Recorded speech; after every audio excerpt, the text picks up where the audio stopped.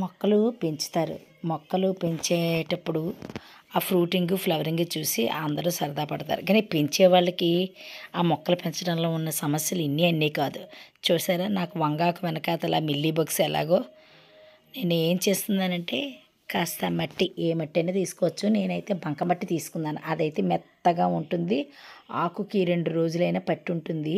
ఇలా మట్టి రాసేస్తే చాలు ఆ పేనుబంక పోతుంది. ఎన్ని ఆకులని తీస్తాం? ఫస్ట్ అలాంటి ఆకులను రిమూవ్ చేస్తాం. ఇక్కడ చూసారు ఇది స్కేల్ అంటారనమాట. బొడిపిల్లాగా పట్టేస్తాయి. నా పత్తి మందారం మొక్కకి, ఇంకో మొక్కకి అలాగే పట్టేసాయి. ఇలాగా తీస్తుంటే రాలుతూ ఉంటాయి. ఎంతకని తీస్తాం, ఎంతకని చేస్తాం. అదే మనం కాండం చుట్టూ ఈ మట్టిని చూసారా గుమ్మానికి పసుపు ఎలా రాస్తారో అలాగా కాండానికి చుట్టూ ఈ మట్టిని మనం పట్టించేస్తే చాలండి, ఇంకా పోతుంది. మర్నాడు చూసారా అంతా పోయింది, ఇంకా రాదు. ఇలా 15 డేస్కి ఒకసారి చేసుకుంటే మొక్కలు హెల్తీగా ఉంటాయి.